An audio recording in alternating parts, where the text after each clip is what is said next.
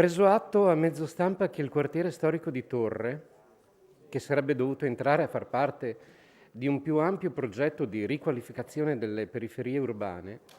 è stato completamente escluso da ogni progettualità e sinergia con il centro cittadino.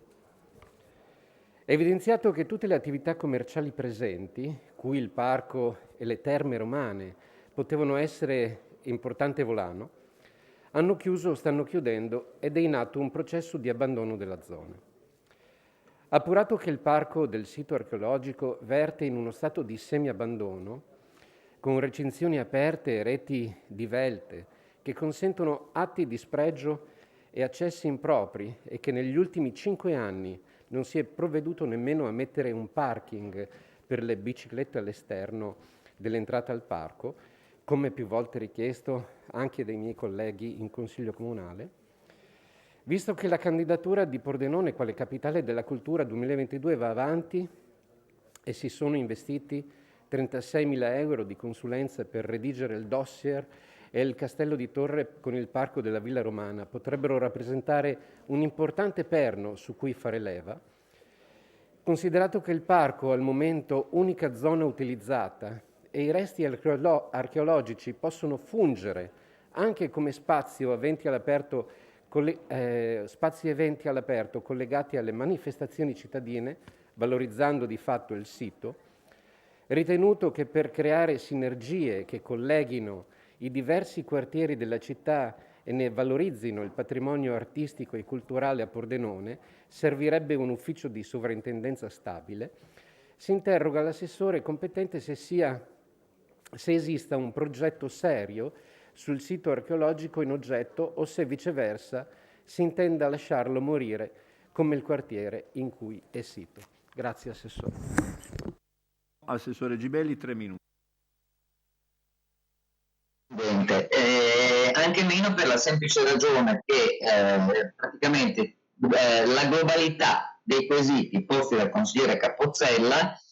non sono rivolgibili alla regione autonoma Friuli Venezia Giulia, che non ha alcuna giurisdizione sul territorio, sul museo e men che meno può dirsi che ce li possa avere per quanto riguarda la questione delle periferie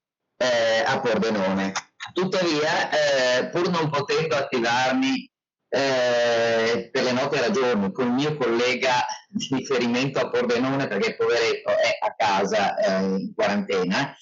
ho assunto un'informazione dalla soprintendenza, perché ricordo al consigliere Capozzella che per quanto riguarda le aree archeologiche e i reperti archeologici all'interno del museo, la disponibilità è della soprintendenza e anche del comune,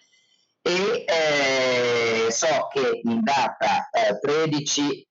novembre la soprintendenza ha comunicato al comune di Pordenone e alla conservatrice del museo archeologico che sarebbero iniziati i lavori di risanamento dell'area archeologica e delle aree con evidenza archeologica adiacenti alla chiesa dei Santi Ilario e Traziano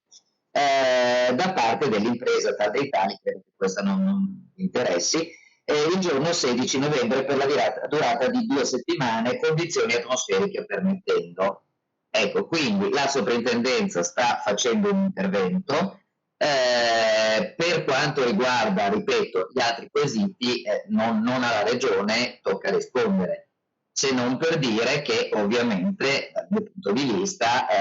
l'area archeologica e il museo archeologico di Torre sicuramente sono valorizzati, ma ci sono anche delle attività in corso. Io ci sono stata non quest'estate, l'estate scorsa, ci sono attività in corso, ci sono visite guidate, c'è un'associazione di Torre in particolare che si occupa dell'area e che contribuisce alla sua valorizzazione. Grazie, prego consigliere Capozzella, 2 minuti. Ma